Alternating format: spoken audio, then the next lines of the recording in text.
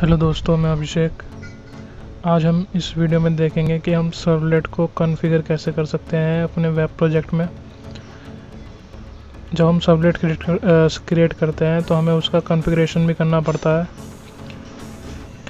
After creating the servlet it must be associated to a URL so that for a particular request the corresponding servlet is called। ठीक है, ये करना ज़रूरी है, वरना फिर हमारा सर्वलेट वर्क नहीं करता, कॉल नहीं हो पाता। मैं दिखाता हूँ कैसे। जैसे ही हमारा एक वेब प्रोजेक्ट बना रखा है मैंने, इसमें इसको पहले काट देते हैं।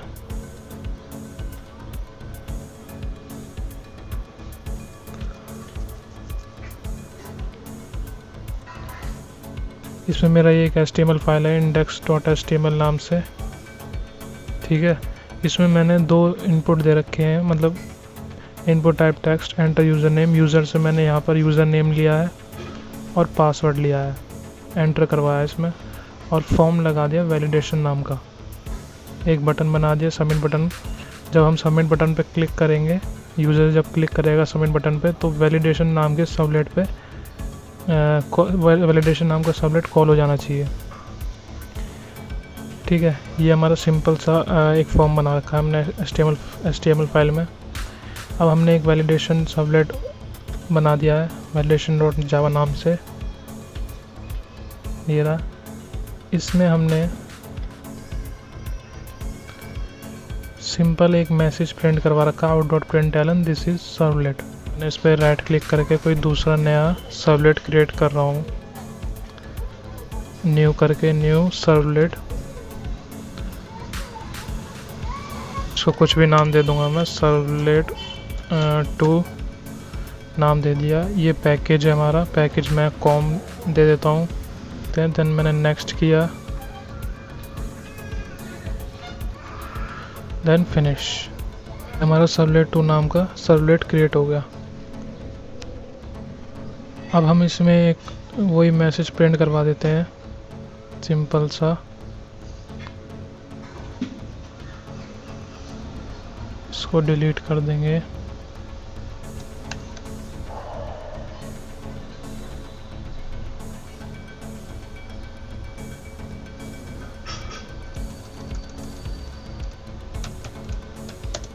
This is servlet 2। ठीक है, इसको सेव किया, index.html पे गए। अब हम इसमें जो फॉर्म एक्शन वैलिडेशन लिखा था, यहाँ पर हम सर्वलेट 2 लिख देंगे, सर्वलेट 2। अब जब हम सबमिट बटन पे क्लिक करेंगे, लॉगिन बटन पे जब क्लिक करेंगे, तो हमारा सर्वलेट 2 कॉल होना चाहिए, जिसमें हमने मैसेज प्रिंट करा है दिस इज सर्वलेट 2। अब वैलिडेशन कॉल नहीं होगा, ये वाला कॉल होना चाहिए। तो इसको सेव करके रन करेंगे, सेव करेंगे, देन देखेंगे यहाँ पर जाके डिप्लॉय हो रहा है। क्रोम पे जाएंगे, इसको बैक करके रिफ़्रेश करेंगे। रिफ्रेश करके जब इसे लॉगिन दबाएंगे तो देखो ये सर्वलेट को फाउंड नहीं कर पा रहा। ये सर्वलेट को फाउंड क्यों नहीं कर पा रहा? क्योंकि हमने इसकी कॉन्फ़िगरेशन नहीं करी है इसमें। अब कॉन्फ़िगरेशन करेंगे इसकी पहले, सर्वलेट 2 की। इसमें दो तरीके हैं सर्वलेट इसकी कॉन्फ़िगरेशन करने के लिए सर्वलेट का। एक तरीका है डिप्लॉयमेंट डिस्क्रिप्टर फाइल, जिसको DD फाइल भी कहते हैं। DD file is an XML file named web.xml। हमें ये web.xml फाइल क्रिएट करनी पड़ेगी।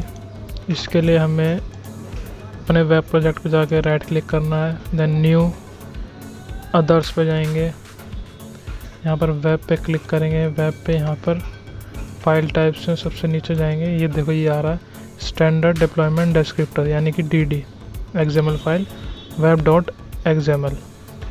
इस पर क्लिक करके नेक्स्ट करेंगे, देन फिनिश। ये हमारी web.xml फाइल क्रिएट हो गई। अब यहाँ पर हम अपनी सर्वलेट की कॉन्फ़िगरेशन करेंगे। ठीक है, यहाँ से इसको एंटर मारेंगे।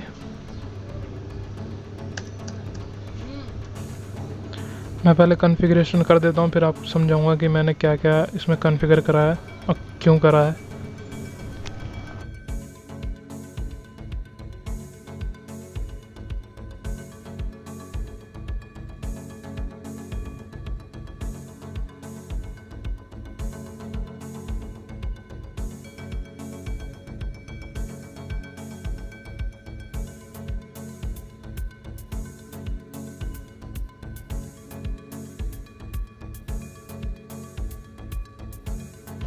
देखो इसमें मैंने दो चीज़ लिखी हैं, एक है सर्वलेट, ठीक है, एक है सर्वलेट मैपिंग। सर्वलेट के अंदर दो चीज़ें हैं, एक है सर्वलेट नेम, एक है सर्वलेट क्लास।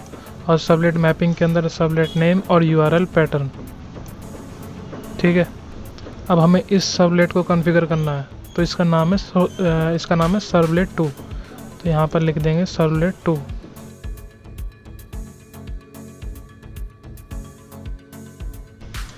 इसमें हम पैकेज के साथ में अपने सर्वलेट का नाम लिखेंगे। जब क्रिएट कर रहे थे हम अपना सर्वलेट, तो हमने पैकेज में डाला था कॉम, तो यहाँ पर लिखेंगे कॉम डॉट और सर्वलेट।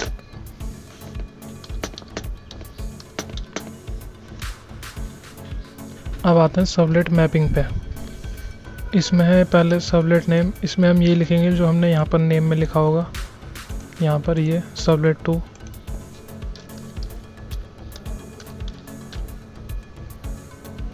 फिर आता है URL pattern. It specifies the URL pattern using which a servlet can be accessed. तो यहाँ पर हम देंगे पहले स्लैश और जिस URL से हमारा कॉल होएगा, तो यहाँ पर भी हम नेम दे देते हैं अपने सर्वलेट का।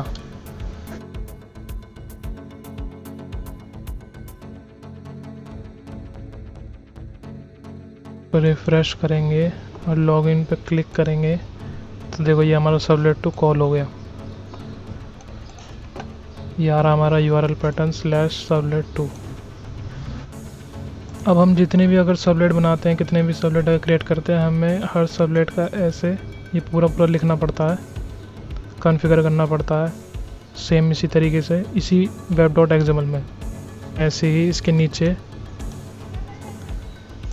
नीचे एंटर करके ऐसे ही सारे सर्वलेट को कॉन्फ़िगर करना पड़ेगा, ठीक है। अब आप सोच रहे हो कि मैंने वैलिडेशन का तो करा ही नहीं है, इसमें सिर्फ सर्वलेट 2 का करा है, ये रहा। तो मेरा वैलिडेशन कैसे कॉल हो रहा है, इसको भी देखते हैं। यहाँ पर वैलिडेशन लिख देते हैं, वैलिडेशन, Ctrl+S, सेव कर दिया। अब मैं इस फॉर्म के थ्रू इस सर्वलेट को कॉल कर रहा हूँ, वैलिडेशन नाम वाले को। तो इसे रन करा के देखते हैं, सेव करके बैक रिफ्रेश करेंगे, देन लॉगिन। देखो ये वैलिडेशन भी नहीं आ रहा।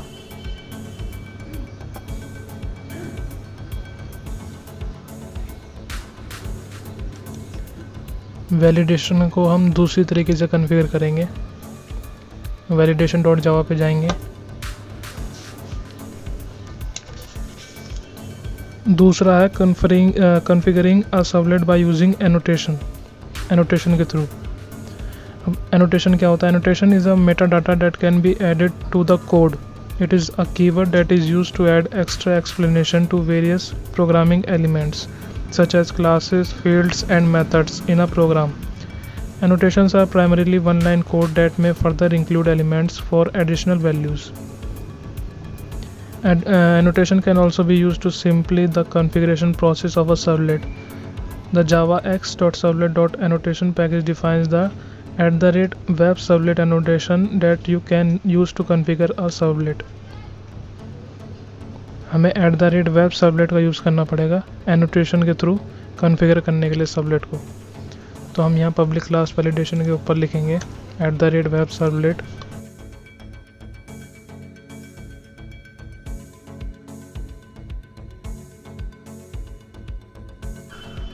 @web सर्वलेट, यहाँ पर देंगे नेम इक्वल्स टू, यहाँ पर अपने सर्वलेट का नेम देंगे validation,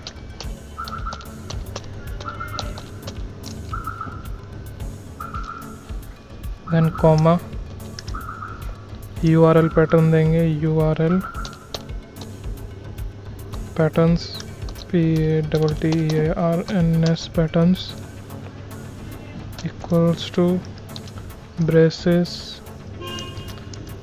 double quote slash servlet का name validation, then comma, double quote then slash validation, हमारा सर्वलेट का नेम, और फिर से स्लैश स्टार, देन यहाँ पर लगा देंगे ब्रेसेस। अब यहाँ पर हमें इंपोर्ट करना पड़ेगा इसका पैकेज को, ऐड इंपोर्ट javax.servlet.annotation.webservlet, जो मैंने कहा था, ये इंपोर्ट कर देंगे इसको। ये हो गया। अब इसे रन करा के देखते हैं कि रन हो रहा है या नहीं, कॉल हो रहा है या नहीं हो रहा। सेव करेंगे, देखते हैं क्रोम पे जाके। अब अभी तो ये कॉल नहीं हो रहा था, इसे बैक करेंगे और रिफ्रेश करेंगे। अब लॉगिन पे दबाएंगे तो देखो दिस इज सर्वलेट, वैलिडेशन वाला कॉल हो गया। तो ये दो तरीके हैं कॉन्फ़िगर करने के लिए। एक web.xml पे आप मैपिंग कर सकते हैं, web.xml क्रिएट करके यहाँ पर ऐसे मैपिंग कर सकते हैं। web.xml हमारी कॉन्फ़िगरेशन फाइल्स में आता है। बेसिकली जब हम प्रोजेक्ट को सर्वलेट को क्रिएट करते हैं web.xml तभी क्रिएट हो जाता है, लेकिन कई बार क्रिएट नहीं होता तो आप कॉन्फ़िगरेशन फाइल्स पे जाके चेक कर सकते हैं। अगर क्रिएट ना हो तो जैसे मैंने बताया वैसे क्रिएट कर लें और ऐसे मैपिंग कर लें। दूसरा तरीका है जो मैंने इसमें वैलिडेशन वाले में यूज़ करा है, @web_servlet नेम, सर्वलेट का नाम, URL पैटर्न, सर्वलेट का नाम और ये सर्वलेट का नाम। हर सर्वलेट में ऐसे यूज़ करेंगे तो हमें web.xml की यूज़ नहीं करना पड़ेगा, और नहीं तो हम web.xml में ऐसे यूज़ कर सकते हैं।